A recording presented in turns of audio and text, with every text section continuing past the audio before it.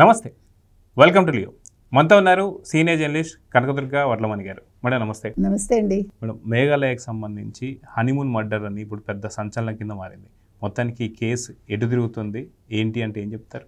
అసలు ఈ పెళ్ళిళ్ళు ఏంటండి, ఈ చంపుకోవడాలు ఏంటి, నచ్చకపోతే చేసుకోకూడదు, లేదంటే వాళ్ళు ధైర్యంగా చెప్పే ఒక విధానం రావాలి. ఆడపిల్లలు కూడా నేను ఈ పెళ్లి చేసుకోనని ఖచ్చితంగా చెప్పకుండా పెళ్లి కుదిర్చిన వెంటనే తల్లిదండ్రులతో, ముఖ్యంగా తల్లితోటి అమ్మాయి నెల ముందే చెప్పిందిట, నువ్వు ఈ పెళ్లి చేస్తున్నావు, ఈ పెళ్లి చేసుకున్నాక నేను ఆ పిల్లాడిని చంపేస్తాను నెలలో అని. అమ్మాయి చెప్పి ఛాలెంజ్ చేసి చంపేసింది. నేను ఇక్కడ తల్లిదండ్రులను తప్పుపడతానండి. ఎందుకంటే ఏ తల్లిదండ్రులైనా సరే, ఇప్పుడు మీరు పిల్లల్ని కంటున్నారు, 18 ఏళ్ళు వచ్చాక మనకి వాళ్ళ మీద ఏ హక్కు ఉంటుందండి? వాళ్ళు మేజర్ అవుతారు కదా, అయ్యాక వాళ్ళు ప్రేమించాక మీరు మంచిగా చెప్పి చూడాలి. వాళ్ళు ఒప్పుకోలేదు, ఆ పెళ్లి చెయ్యండి, లేదు వాళ్ళని చేసుకోమనండి, వదిలేయండి మీరు. అంతేగాని ఇప్పుడు మీ వల్ల ఇంకొక తల్లి కడుపుకోత కదా. అబ్బాయి ఏం తప్పు చేశాడని? రాజా రఘువంశీ అని ఆ అబ్బాయి అమ్మాయిని ఇష్టపడ్డాక పెద్దలు మాట్లాడుకుని పెళ్లి కుదిర్చి చేశారు. అంటే ఆ అబ్బాయి ఇష్టపడ్డాడు, ఈ అమ్మాయిని బలవంతంగా ఒప్పించారు. ఎందుకంటే ఈ రాజా రఘువంశీ చాలా రిచ్ ఫ్యామిలీ వాళ్ళది. ఇప్పుడు ఈ రాజ్ సింగ్ కుష్వా ఎవడైతే ఉన్నాడో వాడు వాళ్ళ ఇంట్లో పనివాడో ఏదో, అది ఎగ్జాక్ట్గా మనకి ఏంటి అని అది రకరకాల వెర్షన్స్ వచ్చాయి. వాళ్ళ అన్న వల్ల ఫామ్ హౌస్లో ఉంటాడు అని, అకౌంటెంట్ అని, ఈ పిల్లని అక్క అని పిలుస్తాడని అనేది మన వెర్షన్ కదా, వాళ్ళ తమ్ముడు చెప్తున్నాడు. ఈ సోనం వాళ్ళ తమ్ముడు చెప్పిన వెర్షన్. ఇప్పుడు ఏది ఏమైనా కూడా నష్టపోయింది రాజా రఘువంశ్ వాళ్ళ తల్లి. ఆ కడుపు కోత ఎవరు తీయలేరు. వీళ్ళు అసలు ట్రెక్కింగ్కి వెళ్ళటం ఏంటండి హనీమూన్కి? ఫస్ట్ థింగ్, ఎవడైనా హనీమూన్కి ట్రెక్కింగ్కి వెళ్తారా? ఫస్ట్ వాళ్ళు పహల్గాం వెళ్దాం అనుకున్నారట. ఈ ఇన్సిడెంట్ జరిగాక మార్చుకుని ఈ ట్రెక్కింగ్కి వచ్చారు వీళ్ళు మేఘాలయ. ఇక్కడికి వచ్చాక ఇక్కడ వాళ్ళు ఒక స్కూటర్ అద్దెకి తీసుకోవటం, మీరు అవన్నీ చదివే ఉంటారు. ఆ తర్వాత అక్కడ లోకల్గా వాళ్ళ గైడ్స్ ఉంటారు కదా, ఒక అతను వచ్చి నేను వస్తా మీ కూడా, ఎందుకంటే అది ఇట్లా నిలువుగా ఉంటుంది ఆ కొండ ఏంటో, నేను వస్తా అంటే అక్కర్లేదు మేము వేరే వాళ్ళని కుదుర్చుకుంటామని వేరే వాళ్ళని కుదుర్చుకున్నారని, ఈ వీళ్ళిద్దరితో పాటు ఇంకో 3 మనుషులు కూడా ఉన్నారని మగవాళ్ళు. వీళ్ళు కొంచెం దూరం వెళ్ళాక ఈ అమ్మాయి నేను ఎక్కలేకపోతున్నానని నాటకం ఆడి కొంచెం వెనకబడ్డం.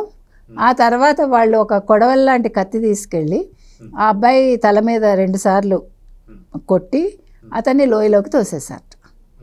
ఇంకొకటి ఏంటంటే అది అక్కడ పడేశారు, ఆ కొడవలో వాటెవో ఆయుధం. సో ఇప్పుడు ఈ అమ్మాయిని పట్టించింది ఆ కొడవలే అంటారు ఒకటి. రెండోది ఆ గైడ్ ఎవరైతే వచ్చారో ఫస్ట్, ఆ గైడ్ కూడా వాళ్ళతో పాటు ఇంకో 3 అబ్బాయిలు ఉన్నారు వీళ్ళిద్దరూ వెళ్ళేటప్పుడు అని. సో ఈ రాజా రఘువంశీ మదర్ ఏం చెప్పారంటే, వెళ్ళేటప్పుడు మా అబ్బాయి ఒంటి మీద 10 లక్షల విలువైన నగలు ఉన్నాయి, నేను లాస్ట్ మినిట్లో చూశాను, వాళ్ళు మరి ట్రైన్ ఎక్కేటప్పుడు ఫ్లైట్ నాకు అది గుర్తులేదు, ఎందుకు వేసుకున్నామంటే సోనం వేసుకోమంది అని చెప్పాడు. ఈ మొత్తం ఈ ప్రయాణానికి అయ్యాయి అంటే ఈ మ్యాపింగ్ అంతా కూడా, అంటే బుకింగ్స్ కావచ్చు, లేకపోతే పలానా చోటకి వెళ్ళాలి, పలానా ట్రెక్కింగ్కి వెళ్దామని ఈ సోనమే డిసైడ్ చేసింది. ఈ అమ్మాయి ఏం చేసింది, ఇదంతా అయ్యాక 2 రకాల వెర్షన్స్ వచ్చాయి. ఒకటి ఆ మేఘాలయాలోనే ఎక్కడో పడిపోయి కనిపించిందని, అమ్మాయి స్పృహలో లేదని ఒక వెర్షన్. రెండో వెర్షన్ వాళ్ళ ఇంటికి వెళ్ళిపోయింది అమ్మాయి. వాళ్ళ ఇంటికి వెళ్ళిపోయాక అంటే వాళ్ళ అమ్మా నాన్నకి ఫోన్ చేస్తే వాళ్ళ తమ్ముడికిను వాళ్ళు పోలీస్ ఇన్ఫర్మేషన్ ఇచ్చి పోలీసులు వచ్చి ఈ అమ్మాయిని పట్టుకున్నారని. సో రకరకాల వెర్షన్స్ సాగా. ఏది ఏమైనా ఇప్పుడు సోనంని అయితే అరెస్ట్ చేశారు. సో ఇప్పుడు మేఘాలయ చీఫ్ మినిస్టర్ ఏం చెప్పారంటే, దీని మీద నేను పరువు నష్టం దావా వేస్తాను మీ కుటుంబం మీద అని చెప్పాడు. ఎందుకంటే ఇప్పుడు మీకు మేఘాలయ అనేది టూరిస్ట్ స్పాట్. ఇప్పుడు టూరిస్టులు రావడానికి ఇబ్బంది పడతారు. సో మాకు అన్ని రకాలుగా నష్టం అయినా అసలు మా రాష్ట్రంలో ఈ రకంగా ఎప్పుడూ జరగలేదు, మీ వల్ల మాకు ఇలా జరిగింది కాబట్టి మేము పరువు నష్టం దావా వేస్తామని ఆయన అంటున్నాడు. ఇప్పుడు నేను చెప్పొచ్చేది ఏంటంటే, ఈ సోనం అనే అమ్మాయి చిన్నపిల్ల కాదు.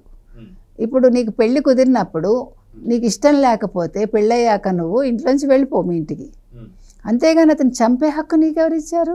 అంత మంచిగా ఉన్నాడు, నేను ఇష్టపడి చేసుకున్నాడు, నువ్వు కూడా తాళి కట్టించుకున్నావు కదా. అంటే మీరందరూ ఏం చేస్తున్నారండి? ఈ పిల్లలందరూ ఏంటి ఆలోచిస్తున్నారు అసలు? మీకు ప్రేమించేటప్పుడు ఉండే ధైర్యం పెళ్లి చేసుకోవటానికి ఎందుకు ఉండట్లేదు?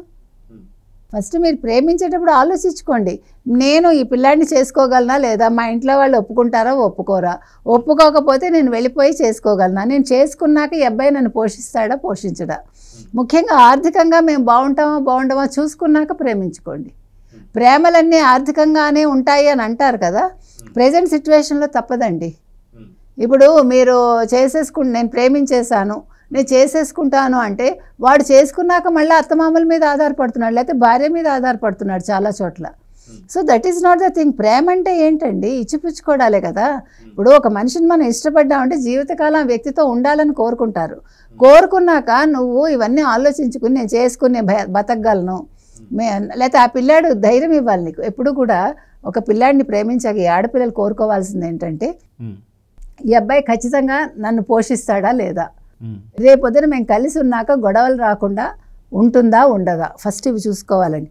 ఇవాళ ఆకర్షణకి లోనయ్యి సెలభాల్లాగా వీళ్ళు ఏదో చేసేసుకుని చాలా 4 రోజులు బాగుంటారు, తర్వాత మొదలవుతుంది ఇంట్లో గడవద్దు. ఇప్పుడు మనం వీళ్ళిద్దరు కలుసుకునేటప్పుడు పెళ్ళికి ముందు ఈ పిల్ల డబ్బులు తెస్తుంది, వాళ్ళు ఎంజాయ్ చేస్తారు అక్కడ హోటల్స్కి వెళ్ళి. కానీ వాస్తవానికి వచ్చేసరికి పెళ్లి తర్వాతే కదా జీవితం మొదలయ్యేది. మొదలయ్యాక ఏం చేస్తారు మీరు? అప్పుడు విడిపోవటమా, లేదు ఒకళ్ళొకళ్ళు అనుమానించుకుని చచ్చిపోవటమా? ఇగో ఇప్పుడు చూడండి, ఒక అతను కొత్తగా ప్రేమించి పెళ్లి చేసుకుని అనుమానంతో అమ్మాయిని మర్డర్ చేశాడు. ఇందాక వచ్చింది ఆ న్యూస్ మనకి. సో మీరు ప్రేమించేది ఎందుకు, పెళ్లి చేసుకునేది ఎందుకు, ఆ పిల్లని చంపడం ఎందుకు, వాళ్ళ తల్లిదండ్రులకు కోత పెట్టడం ఎందుకు? ఇప్పుడు నేను సోనమ్ని మాత్రం క్షమించడానికి నేరం అండి. ఆ అమ్మాయికి మాత్రం ఉరిశిక్ష వేయాలి. వాళ్ళ అమ్మ అదే కోరుకుంటోంది. వాళ్ళ అమ్మ అడిగింది అదే, సిబిఐ ఎంక్వైరీ వేయండి మాకని. ఎందుకంటే ఇప్పుడు ఆ పిల్ల తండ్రి అంటున్నాడు, మా అమ్మాయి చాలా మంచిది, అసలు బయటకే వెళ్ళేది కాదు, ఎవరు ఫ్రెండ్స్ లేరు, ఎవరితో మాట్లాడదని.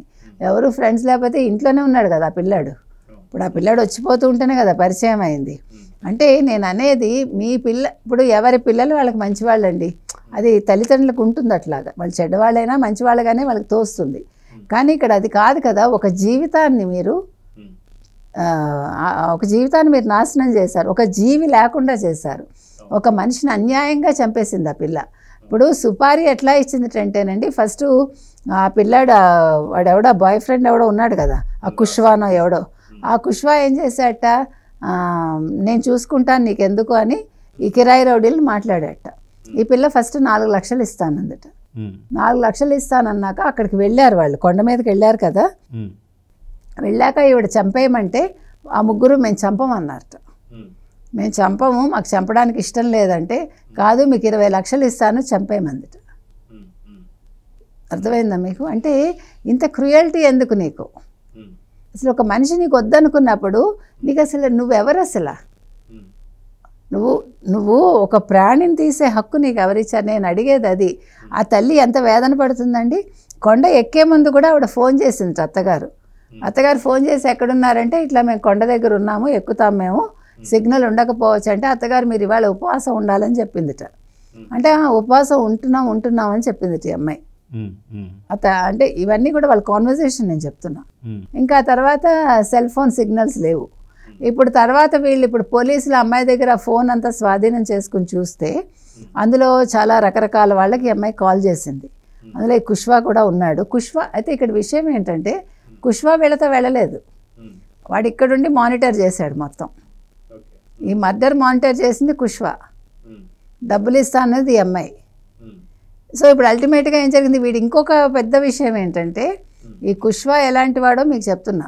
ఇప్పుడు చనిపోయాక రఘువంశీ ఇతను ఉన్నాడు కదా, ఇతని అంత్యక్రియల్లో ఈ కుష్వా వెళ్ళి పాల్గొన్నాడు, ఏమీ తెలియనట్టు.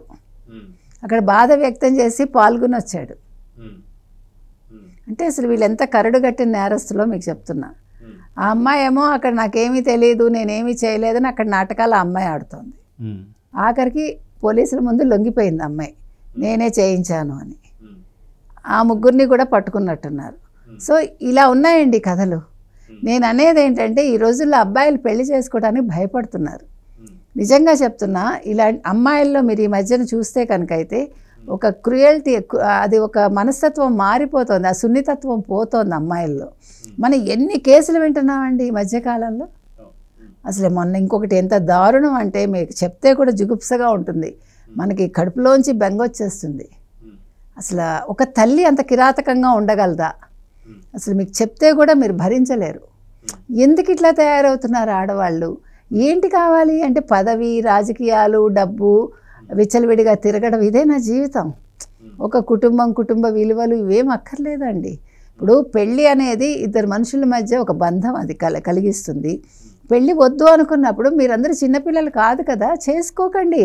చేసుకున్నాక అబ్బాయి అమ్మాయిని చంపేయటమో, అమ్మాయి అబ్బాయిని చంపించటమో ఏంటండి ఇది? అసలు మనం ఎక్కడికి వెళ్తున్నాం? చదువు ఏం నేర్పిస్తోంది? వీళ్ళకి ఇంత ఉద్యోగాలు వస్తున్నాయి, మంచి మంచి ఉద్యోగాలు చేస్తున్నారు, బోల్డ్ డబ్బు ఉంటుంది, చదువుకున్న మనుషులు. కానీ ఎక్కడ తేడా వస్తుంది? మనస్తత్వాలు ఎక్కడ మారిపోతున్నాయి అంటే వీళ్ళందరికీ అసలు సైకలాజికల్గా ఒక కౌన్సిలింగ్ ఇవ్వాలా? అది చిన్న వయసు నుంచే స్కూల్స్లో పెట్టాలా? ఇది కూడా ఆలోచించాలి.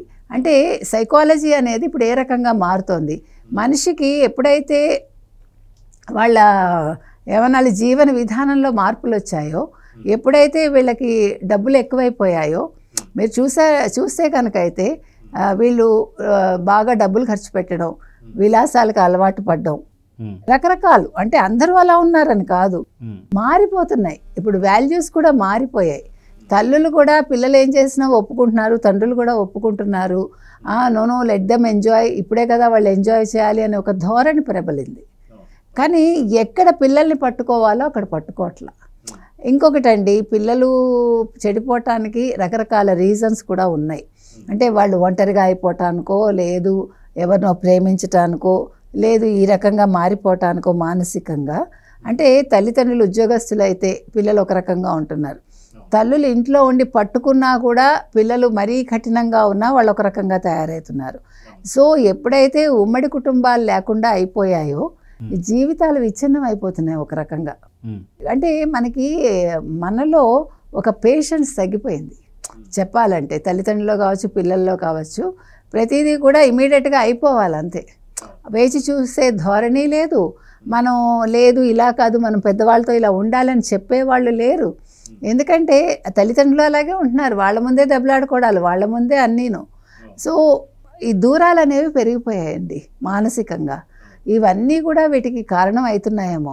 ఏది ఏమైనా స్కూల్స్లో, కాలేజెస్లో పిల్లలకు ఒక సైకోథెరపీ లాగా ఇప్పిస్తే బాగుంటుందేమో కొంచెం. అప్పుడు ఈ పిల్లల్లో ఈ ఆలోచన ధోరణి మారి కొంచెం వాళ్ళు ఏదైనా ఒక చెడు పని చేసేటప్పుడు ఒక నిమిషం ఆలోచిస్తారా అని మనకు అనిపిస్తుంది. సో చూద్దాం మేడం, ఖచ్చితంగా మేఘాలయ సీఎం కూడా దీని మీద స్పందించారని చెప్పేసి, అంటే ఇది ఎంత పెద్ద సంచలనమైన ఘటన అందరికీ తెలిసిందే. సో దీనికి ఒక ముగింపు అయితే పలికారు, ఇంకా కంప్లీట్ డీటెయిల్స్ కూడా రానున్నాయి. సో చూద్దాం ఏమొస్తాయి అనేది. నమస్తే మేడం. నమస్తే. Please subscribe to Leo news for more videos.